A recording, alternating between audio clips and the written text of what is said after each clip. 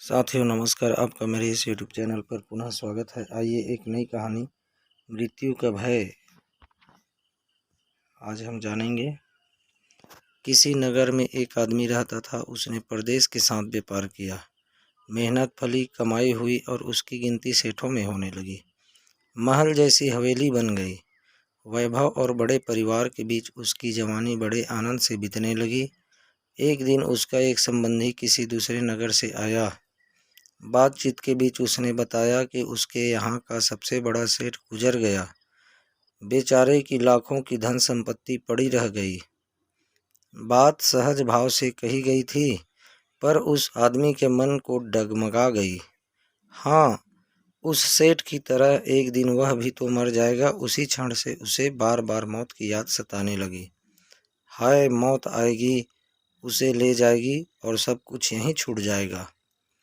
मारे चिंता के उसकी देह सूखने लगी। देखने वाले देखते कि उसे किसी चीज की कमी नहीं है, पर उसके भीतर का दुख ऐसा था कि किसी से कहा भी नहीं जा सकता था।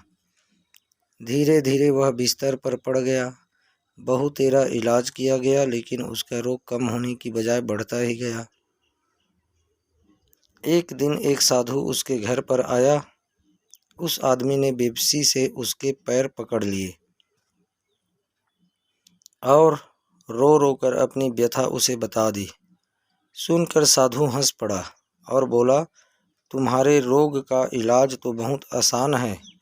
उस आदमी के खोए प्राण मानो लौट आए। अधीर होकर उसने पूछा, स्वामी जी, वह इलाज क्या है?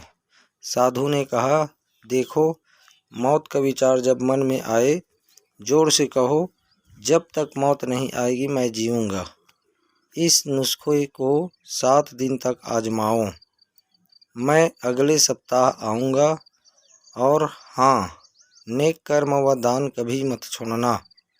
7 दिन के बाद साधु आए तो देखते क्या हैं, वह आदमी बीमारी के चंगुल से बाहर आ गया है और आनंद से गीत गा रहा है। साधु को देखकर वह दौड़ा और उसके चरणों में गिरकर बोला, महाराज, आपने मुझे बचा लिया। आपकी दवा ने मुझ पर जादू का सा असर किया। मैंने समझ लिया कि जिस दिन मौत आएगी उसी दिन मरूंगा, उससे पहले नहीं।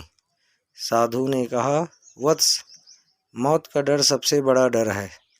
वह जितनों को मारता है, मौत उतनों को नहीं मारती। दोस्तों, यदि यह कहानी आपको अच्छी लगी तो लाइक और कमेंट अवश्य कीजिए। साथ ही साथ यदि आप मेरे इस यूट्यूब चैनल हिंदी कहानी को सब्सक्राइब नहीं किए हैं तो इसी प्रकार की और अन्य रोचक कहानियों के लिए मेरे चैनल को प्लीज़ सब्सक्राइब अवश्य करें। धन्यवाद।